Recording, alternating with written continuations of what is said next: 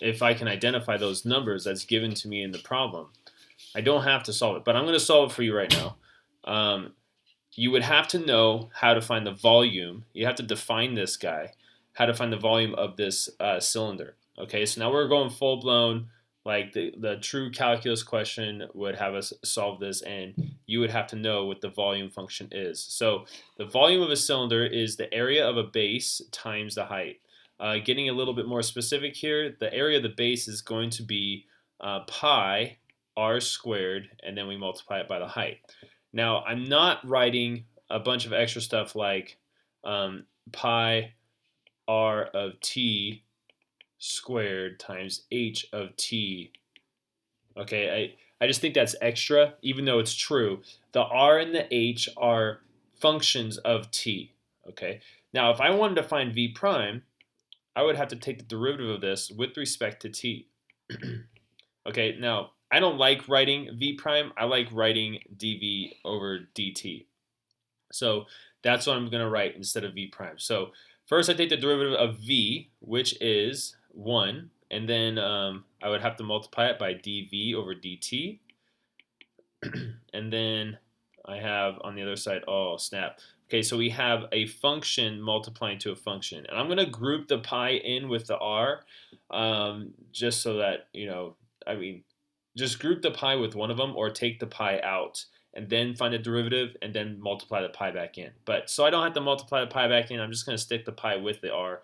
So if I take the derivative of r, it would be 2r raised to the 1 power, and then I have dr dt. And then I have to multiply it by h. Then I multiply that by, that would be pi r squared times the derivative of h, which is 1, which I'm not going to write, and then dh dt. Whoa, whoa. So what just happened here? Well, I found the relating equation. That's what I like to call that guy, relating equation. And in Khan, he just calls it the equation. So I call it the relating equation. And then I took the derivative of him to find how all of these variables relate to each other. How do these rates relate to each other? Dang, look at all these variables. That's 1, 2, 3, 4, 5, 6 variables. Okay, so which of these do we know? Well, we identified them earlier, so let's go. The R is 5 at this moment in time. The rate of R is 1, positive 1, right? Yeah, it's increasing. There it is right there. It's positive 1. H is 8.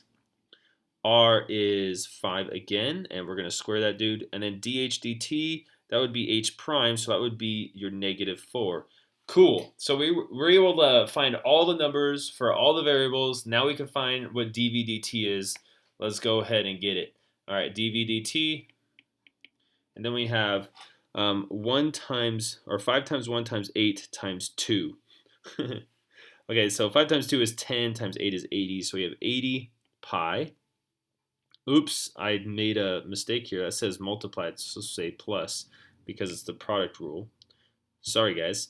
And then plus, okay, now we have 5 squared, which is 25, and we have to multiply 25 by negative 4, so 25 and negative 4, that would be negative 100, so we have negative 100 pi, and see what we get here, negative 20 pi.